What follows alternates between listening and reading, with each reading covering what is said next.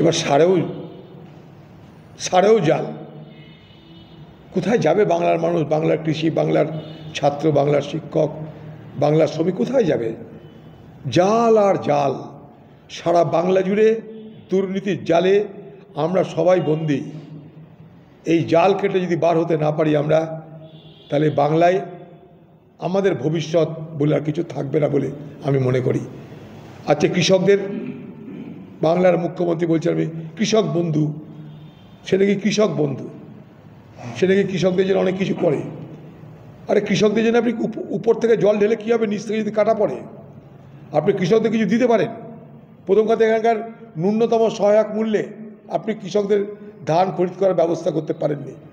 ফলে ন্যূনতম সহায়ক মূল্যে একটা কৃষক যত ধান বা অন্য ফসল বিক্রি করতে পারে, আপনার রাজ্যে সেগুলো দালালরা খায়।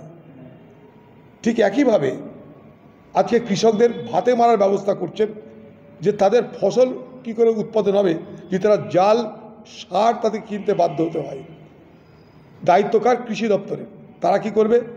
যারা যারা সার বিক্রেতা, সে রিটেলার হোক, সে ডিস্ট্রিবিউটার হোক, সে সাপ্লায়ার হোক, যেই হোক, সেই সমস্ত জায়গায় প্রশাসনের পক্ষ থেকে কোনো তত্ত্বাবধান, দেখভাল, কোনো দায়িত্ব নেই। তাই আজকে আড়তদাররা যারা বেআইনি কারবার করে, বা যারা নীতিহীন সমস্ত আড়তদার, আনস্ক্রুপুলাস ট্রেডার যারা, আজকে তারা এইভাবে বাংলার কৃষক সমাজকে ঠগাচ্ছে। আমরা তো চাইব প্রত্যেকটা ব্লকে, প্রত্যেকটা সাব ডিভিশনে, প্রত্যেকটা জেলায় একটা করে ল্যাব হোক, ল্যাবরেটরি হোক, যেখানে কৃষকদের ফসল থেকে আরম্ভ করে, যে জমিতে চাষ করে সেই জমির থেকে আরম্ভ করে, সার থেকে আরম্ভ করে সমস্ত কিছুর পরীক্ষার ব্যবস্থা করা হবে। ল্যাব করা হোক, এগ্রি ল্যাব প্রতিটা ব্লকে ব্লকে, যেখানে কৃষকরা সব কিছু পরীক্ষা করাতে পারবে।